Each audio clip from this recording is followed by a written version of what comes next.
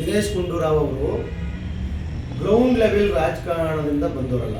ನಮ್ಮಲ್ಲಿ ground level ಅಂದೇನು, booth ಮಟ್ಟದಲ್ಲಿ ಅಥವಾ ವಾರ್ಡ್ ಸಭಾ ಮಟ್ಟದಲ್ಲಿ ಏನು ಪಕ್ಷ ಕಟ್ಟಿ ಬೆಳೆದವಲ್ಲ.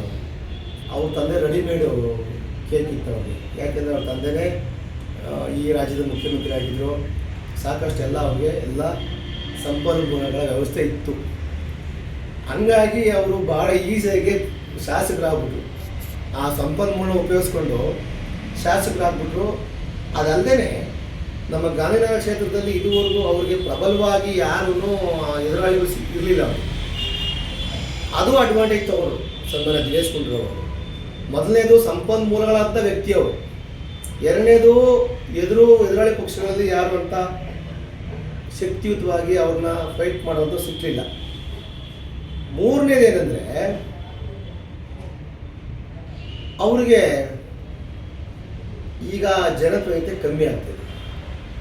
ಗಾಂಧಿನಗರದ ಜನತೆ ದಿನೇಶ್ ಗುಂಡೂರಾವ್ ಅವ್ರನ್ನ ಇಷ್ಟು ವರ್ಷ ಆಯ್ಕೆ ಮಾಡಿ ಸಾಕಾಗಿ ಏನು ಅಭಿವೃದ್ಧಿ ಕಾಣ್ದಿರ ಅವರು ಬೇರೆ ಕಡೆಗೆ ಮುಖ ಮಾಡಿದ್ದಾರೆ.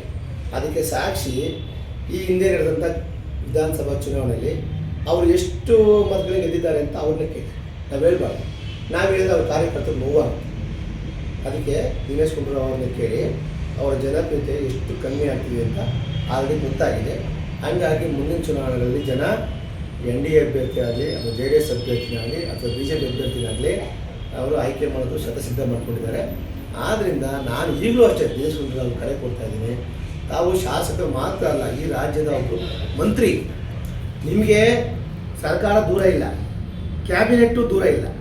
ನೀವು ಶಾಸಕರಾಗಿ ಅಯ್ಯೋ ನನಗೆ ಅನುದಾನ ಕೊಡಿ ಅಂತ ಕೇಳೋ ಅವಶ್ಯಕತೆ ಇಲ್ಲ. ನೀವು ಸರ್ಕಾರದಲ್ಲಿ ಪ್ರಭಾವಿ ಮಂತ್ರಿಯಾಗಿದ್ದೀರಿ, ಹಾಗೂ ಈ ಹಿಂದೆ ಕಾಂಗ್ರೆಸ್ ಪಕ್ಷದ ಅಧ್ಯಕ್ಷ ಕೂಡ ಆಗಿದ್ದೀರಿ. ನಿಮಗೆ ಅನುದಾನ ತರೋಕ್ಕೇನು ಕಷ್ಟನ ಸರ್? ಯಾಕೆ ನಾನು ಸುಮ್ಮನೆ ಏನೋ ಮಾತಾಡ್ತೀನಿ ನಿಮಗೆ ಈ ಮಾಧ್ಯಮದ ಮುಖಾಂತರ.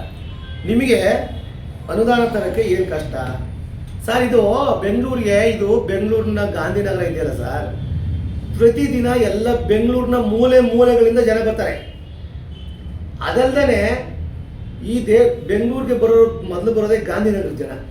ವಿಧಾನಸೌಧ ಗಾಂಧಿನಗರದ ಸೆರ್ಗಲ್ಲಿದೆ, city court, high court, central bus stand, ಎಲ್ಲ ಸುಮಾರು ರಾಜ್ಯ ಮಟ್ಟದ ಕಚೇರಿಗಳು, ಜಿಲ್ಲಾ ಮಟ್ಟದ ಕಚೇರಿಗಳು ಮತ್ತು ರಾಷ್ಟ್ರ ಮಟ್ಟದ ಕಚೇರಿಗಳು ಬೆಂಗಳೂರು ಹೊಂದಿದೆ.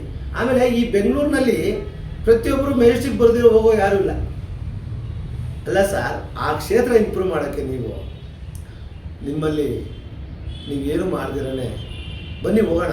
ನಾನು ಈಗ ಮಾಧ್ಯಮದವ್ರು ಕರ್ಕೊಂಡು ಎಲ್ಲ ಕಡೆ ಕ್ಷೇತ್ರದಲ್ಲಿ ಎಲ್ಲ ಕಡೆ ಓಡಾಡ್ತೀನಿ. ಎಷ್ಟು ಸ್ಲಮ್ಮು ಎಷ್ಟು ಚೆನ್ನಾಗಿ ಕ್ಲೀನ್ ಮಾಡಿದ್ದೀರಾ, ಎಷ್ಟು ಮೋರಿ ಕ್ಲೀನ್ ಮಾಡಿದ್ದೀರಾ, ಎಷ್ಟು ಗಿಡಗಳು ನೆಟ್ಟಿದ್ದೀರಾ, ಎಷ್ಟು ಮನೆಗಳಿಗೆ ರೆಗ್ಯುಲೈಸೇಷನ್ ಖಾತೆ ಕೊಟ್ಟಿದ್ದೀರಾ. ನಿಮ್ಮ ಕರ್ತವ್ಯ ಸರ್ ಅದು ಮಾಡೋದು ಬಿಟ್ಟು ಸರ್ ನೀವು ಫ್ಲೆಕ್ಸ್ಗಳಿಗೆ ಸೀಮಿತರಾಗಿದ್ದೀರಿ. ಫ್ಲೆಕ್ಸಲ್ಲಿ ಮಾತ್ರ ನೀವು ಗಾಂಧಿನಗರದ ಶಾಸಕರು. ನನ್ನ ಪ್ರಕಾರ ನೀವು ರಿಯಲ್ ಶಾಸಕರಾಗಿದ್ದರೆ ನಿಮ್ಮ ಕೈಲೇ ಇದೆ ಕ್ಯಾಬಿನೆಟ್ಟು. ನೀವು ಕ್ಯಾಬಿನೆಟ್ನ ಸದಸ್ಯರು. ನಿಮ್ಮ ಕ್ಷೇತ್ರ ಹಣ ಬಿಡುಗಡೆ ಮಾಡೋಕ್ಕೆ ನೀವು ಯಾರು ಕೇಳಿ ಸಿದ್ದರಾಮಯ್ಯ ನಿಮ್ಮ ಪಕ್ಕದಲ್ಲೇ ಇರ್ತಾರೆ. ಸರ್ ನಾನು ದುಡ್ಡು ಕೊಡಿ ಅಂತ ಕೇಳಿ. ಅದು ಬಿಟ್ಬಿಟ್ಟು ಸರ್ ನೀವು ಫ್ಲೆಕ್ಸ್ ಹಾಕ್ಕೊಂಡು ಸೋಷಿಯಲ್ ಮೀಡಿಯಾದಲ್ಲಿ ಮಾಡ್ಕೊಂಡು ದಯವಿಟ್ಟು ಸರ್ ನಾನು ತುಂಬ ಮರ್ಯಾದೆ ಕೊಡ್ತೀನಿ. ನೀವು ಹಿರಿಯ ಶಾಸಕರು ಪ್ಲಸ್ ಹಿರಿಯ ನಾಯಕರು ಕಾಂಗ್ರೆಸ್ ಪಕ್ಷದಲ್ಲಿ, ಹಾಗೂ ನಿಮ್ಮ ತಂದೆಯವರು ಒಳ್ಳೆಯ ಹೆಸರು ಮಾಡಿದರು. ನೀವು ಸಂಪನ್ಮೂಲದ ಬಂದು ಇಲ್ಲಿ ಶಾಸಕ ಸ್ಥಾನ ಅನುಸರಿಸಿದ್ರಿ. ದಯಮಾಡಿ ಗಾಂಧಿನಗರಕ್ಕೆ ದಯಮಾಡಿ ಇನ್ನೂ 2 ವರ್ಷ ನಿಮ್ಮ ಅಧಿಕಾರ ಇದೆ. ಗಾಂಧಿನಗರ ಅಭಿವೃದ್ಧಿ ಮಾಡಬೇಕು ಅಂತೇಳಿ ಎಲ್ಲ ಪಕ್ಷದವ್ರನ್ನೂ ಮೀಟಿಂಗ್ ಕರೀರಿ. ಕಾಂಗ್ರೆಸ್ ಅವ್ರು ಕರೀರಿ, JDS ಅವರು ಕರೀರಿ, BJP ಕರೀರಿ. ಅಲ್ಲಿರ್ತಕ್ಕಂಥ ಕೊರತೆಗಳನ್ನ ಎಲ್ಲ ಪಕ್ಷದವ್ರು ಕುಂಡಿಸ್ಕೊಂಡು ಮಾಡಿ.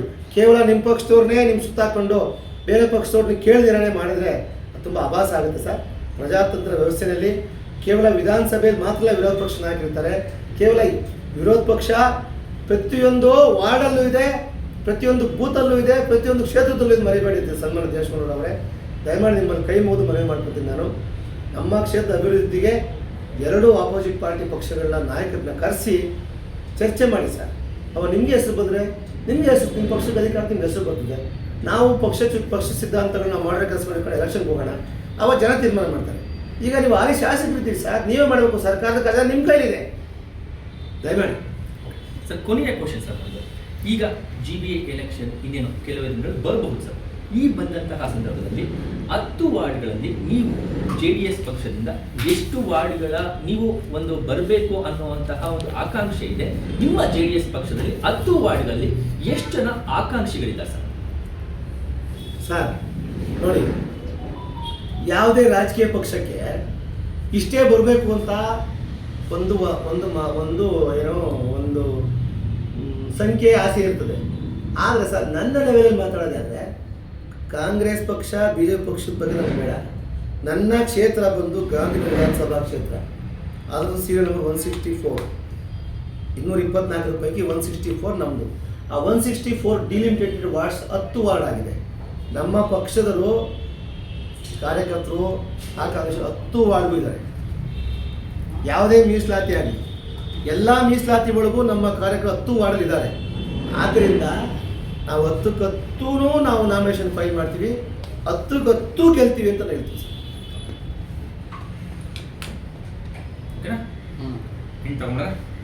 ಏನೋ ಸಮಾಚಾರ?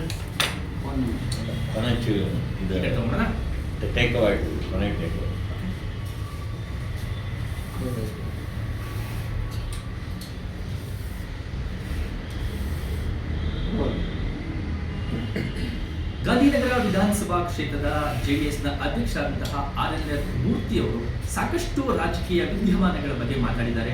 JDS ಪಕ್ಷದಲ್ಲಿ ತಾವು ಯಾವ ರೀತಿಯಾಗಿ ತೋರಿಸಿಕೊಂಡಿದ್ದೀವಿ, ಜನಪರವಾದಂತಹ ಕೆಲಸಗಳನ್ನು ಮಾಡ್ತಾ ಇದ್ದೀವಿ ಅನ್ನುವಂತಹ ವಿಚಾರವನ್ನ ಮಾತನಾಡಿದ್ದಾರೆ. ಹಾಗೂ ಸಹ ಏನು ಕ್ಷೇತ್ರದಲ್ಲಿ ದಿನೇಶ್ ಗುಂಡೂರಾವ್ ಅಭಿವೃದ್ಧಿ ಕಾರ್ಯಗಳಲ್ಲಿ ಎಷ್ಟು ಹಿನ್ನಡೆಯನ್ನು ಅನುಭವಿಸಿದ್ದಾರೆ, ಅವರು ಅಭಿವೃದ್ಧಿನೇ ಮಾಡ್ತಾ ಇಲ್ಲ, ಜನ ಬೇಸತ್ತು ಹೋಗಿದ್ದಾರೆ. ಮುಂದಿನ ವಿಧಾನಸಭಾ ಕ್ಷೇತ್ರದಲ್ಲಿ ಅವರು ಬೇರೆ ಪಕ್ಷಗಳಿಗೆ ಮನ್ನಣೆಯನ್ನು ಕೊಡಬೇಕು ಅನ್ನುವಂತಹ ಒಂದು ನಿಟ್ಟಿನಲ್ಲಿದ್ದಾರೆ ಅನ್ನುವಂತಹ ಮಾತನ್ನ RNR ಮೂರ್ತಿಯವರು ವ್ಯಕ್ತಪಡಿಸಿದರು. ಅದೇ ರೀತಿಯಾಗಿ ಕ್ಷೇತ್ರದಾದ್ಯಂತ RNR ಮೂರ್ತಿಯವರ ಪರವಾಗಿ ಒಂದು ಅಲೆ ವ್ಯಕ್ತವಾಗ್ತಾ ಇದೆ. ಇಲ್ಲಿನ ಯುವ ಜನತೆ ಇರಬಹುದು, ಸಾಕಷ್ಟು ಜನ ನಾಯಕರು ಅವರು ಮುಂದಿನ ಬಾರಿ ಏನೋ ಮೈತ್ರಿಯ ಅಭ್ಯರ್ಥಿ ಆಗಬೇಕು ಅನ್ನುವಂತಹ ಆಸೆಯನ್ನು ವ್ಯಕ್ತಪಡಿಸ್ತಿದ್ದಾರೆ. ಅವರು ಮುಂದೆ ನಮ್ಮ ಶಾಸಕರಾಗಿ ಬಂದು ಅಭಿವೃದ್ಧಿ ಕೆಲಸಗಳನ್ನ ಮಾಡಲಿ ಅನ್ನುವಂತಹ ಮಾತನ್ನು ವ್ಯಕ್ತಪಡಿಸಿದ್ದಾರೆ. ಅವರು ಏನೋ ಕ್ಷೇತ್ರದ ಜನರ ಆಕಾಂಕ್ಷೆಯಂತೆ ಅವರಿಗೆ ಮುಂದಿನ ಟಿಕೆಟ್ ಸಿಕ್ಕು ಅವರು ಶಾಸಕರಾಗಿ ಆಯ್ಕೆಯಾಗಲಿ ಅನ್ನುವಂತಹದ್ದು ನಮ್ಮ ಅಭಿಪ್ರಾಯ ಆಗಿದೆ.